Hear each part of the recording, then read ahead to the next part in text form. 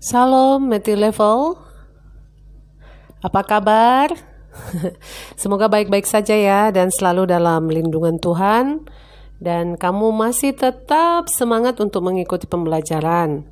Terima kasih kamu telah mengikuti UTS dan teacher percaya nilai kalian semuanya memuaskan. Dan terima kasih teacher ucapkan untuk ketekunan kalian dalam belajar daring dari rumah. Oke? Nah, sebelum kita melanjutkan pelajaran kita hari ini, masih tetap di buku 1C, yaitu di subtema 2, khususnya pembelajaran 5 dan 6. Kita akan berdoa terlebih dahulu. Mari kita lipat tangan, kita berdoa. Bapa di dalam surga, terima kasih buat pagi hari ini. Kami bersyukur buat kasih setiamu Tuhan. Kami bersyukur buat penyertaan-Mu di dalam hidup kami.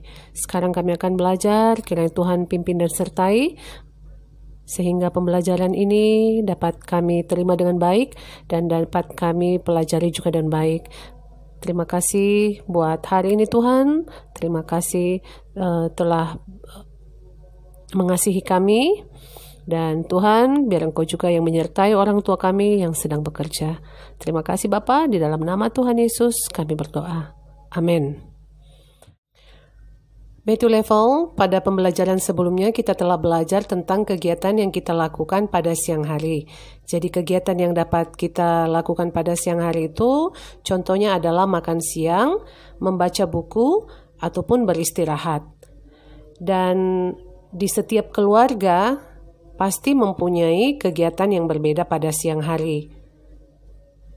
Kita akan melihat contoh dan mengamati kegiatan yang dilakukan oleh keluarga Nina. Kamu bisa membuka bukumu halaman 47 ya. Ayo mengamati. Amatilah kegiatan keluarga Nina. Pasangkan gambar dengan nama kegiatan yang tepat.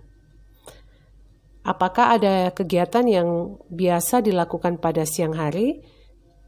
Jadi kita akan perhatikan kegiatan keluarga Nina.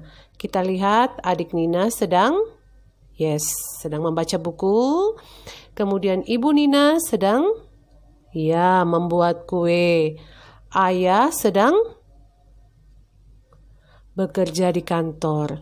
Dan Nina sendiri sedang tidur siang. Jadi ini merupakan salah satu atau beberapa kegiatan yang dapat dilakukan pada siang hari. Jadi kalau keluarga Nina, dia atau mereka melakukan kegiatan dengan membaca buku, ada ibu membuat kue, ayah masih bekerja di kantor, dan Nina beristirahat. Mungkin kamu juga bisa menyebutkan kegiatan yang kamu lakukan atau anggota keluargamu lakukan, misalnya papa, mama, adik, kakak atau abang, yang dilakukan pada siang hari.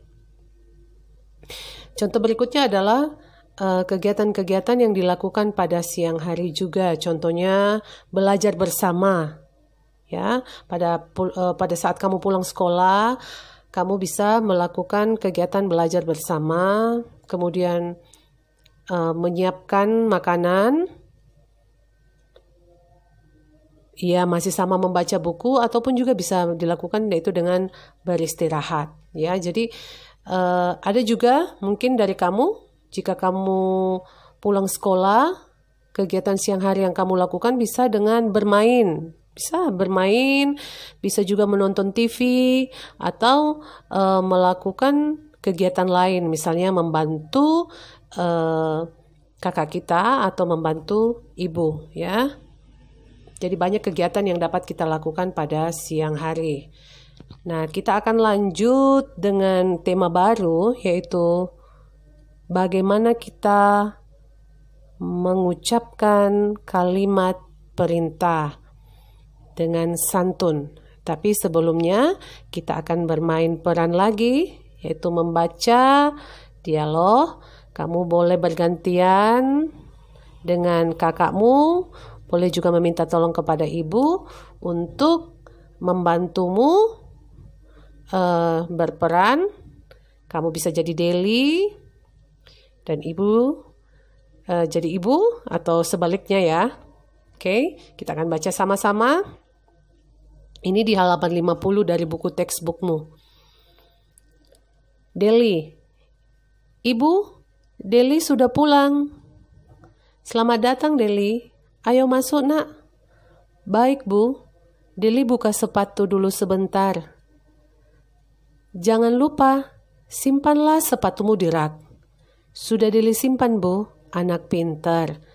Segera ganti seragammu dengan pakaian bersih. Dan Deli menjawab, baik Bu. Nah, di sini ibu mengucapkan beberapa kalimat perintah kepada Deli. Dan ibu mengucapkannya dengan sopan dan santun. Oke? Ucapan Ibu Deli berisi kalimat perintah. Kalimat perintah, kita sama-sama baca ya. 1, 2, 3, go. Kalimat perintah berguna untuk meminta atau menyuruh seseorang melakukan sesuatu, tetapi tidak dengan kasar, melainkan dengan sopan, ya. Kalimat perintah pada dialog tadi saat kamu bermain peran yaitu simpanlah sepatumu di rak. Jadi ibu menyuruh Deli menyimpan sepatunya di rak dengan cara yang sopan. Ibu mengatakan jangan lupa simpanlah sepatumu di rak. Kemudian kalimat perintah berikutnya yang ibu katakan kepada Deli adalah gantilah seragammu dengan pakaian bersih. Itu juga ibu katakan dengan sopan. Dan jika kita meminta atau menyuruh seseorang tidak dengan berteriak ya, tetapi dengan suara yang baik, dan kita juga meminta atau menyuruh orang itu dengan baik juga ya, dengan tidak marah-marah ataupun berteriak-teriak. Oke? Teacher akan membacakan sebuah cerita. Ini ada di halaman 51. Deli pulang sekolah pada siang hari. Sampai di rumah, Deli mengucapkan salam kepada ibu. Deli meletakkan sepatu di rak dengan rapi. Deli juga segera mengganti seragamnya dengan pakaian bersih. Deli selalu menaati aturan di rumah. Deli selalu bersikap tertib.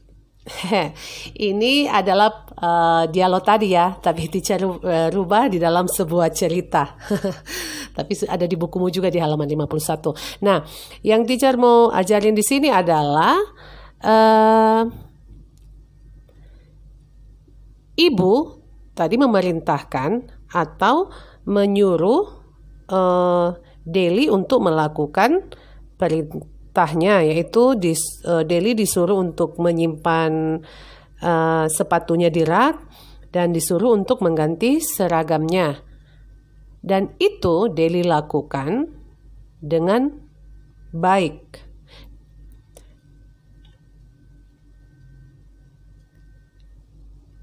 Saat ibu menyuruh Deli untuk menyimpan sepatunya dan mengganti seragamnya, itu merupakan salah satu aturan yang ada di rumah Deli. Aturan di rumah Deli adalah ketika Deli pulang sekolah, Deli harus menyimpan sepatu dan mengganti baju. Dan Deli menaati aturan itu dengan sikap yang tertib. Artinya, Deli tidak marah saat diminta untuk melakukan hal tersebut, tetapi dia melakukannya dengan baik. Ya, jadi Deli bersikap tertib saat menaati aturan di rumah. Teacher percaya di rumahmu juga pasti ada beberapa aturan yang diterapkan oleh orang tuamu saat kamu pulang sekolah. Dan itu biasanya menjadi suatu kebiasaan yang harus kamu lakukan. Ya, jadi bukan hanya hari ini saja aturan itu berlaku, tapi aturan itu biasanya akan berulang terus sampai kamu bersikap tertib untuk melakukannya. Ya, Matthew, teacher berharap aturan yang sudah dibuat di rumahmu itu kamu taati sehingga kamu belajar untuk bersikap tertib. Ya, nah ini kita lihat bagaimana Deli meletakkan sepatunya di rak, kemudian dia juga menyimpan bukunya di rak buku. Jadi itu merupakan aturan-aturan yang ada di rumah.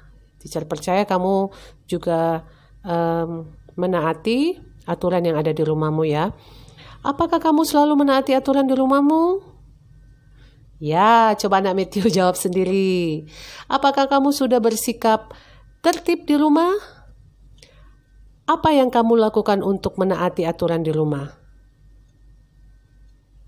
Ya, yang kita lakukan untuk menaati aturan di rumah yaitu dengan betul. Yang dapat kamu lakukan adalah misalnya seperti tadi Deli lakukan, yaitu menyimpan sepatu, mengganti seragam, mencuci piring setelah makan, itu semua adalah aturan, atau menyapu lantai. Jadi ada aturan yang harus dipatuhi, atau setelah pulang sekolah kamu bisa mandi atau istirahat ya, itu juga adalah aturan yang ada di rumah.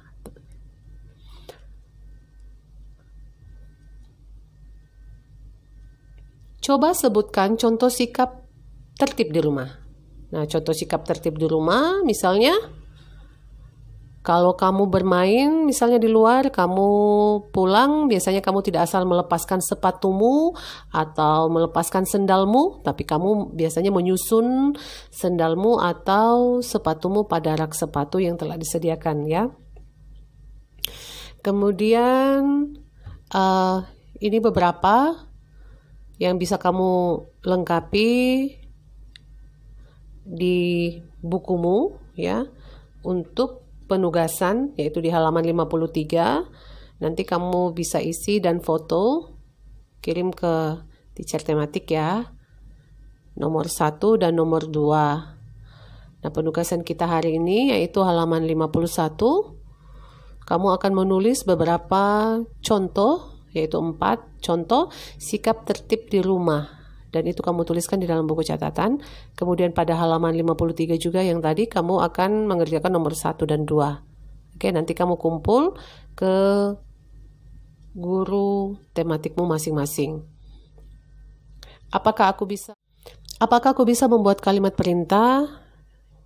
Pasti kamu bisa membuat kalimat perintah ya, karena ini merupakan kalimat yang sering kamu dengar atau kamu praktikkan sehari-hari. Contohnya saat kamu memberi perintah kepada adikmu untuk membereskan mainannya yang berserak. Mungkin kamu bisa katakan, Dik,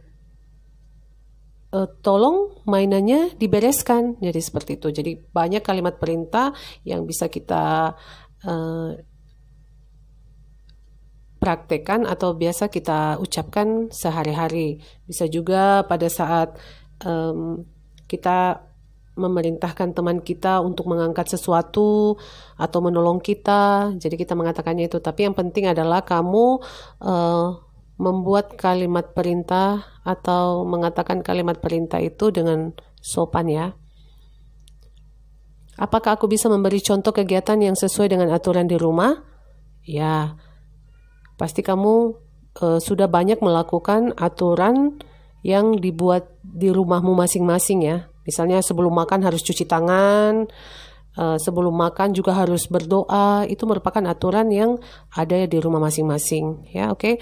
Jadi pelajaran kita hari ini tentang kalimat perintah dan aturan. Teacher berharap kamu bisa mengerti.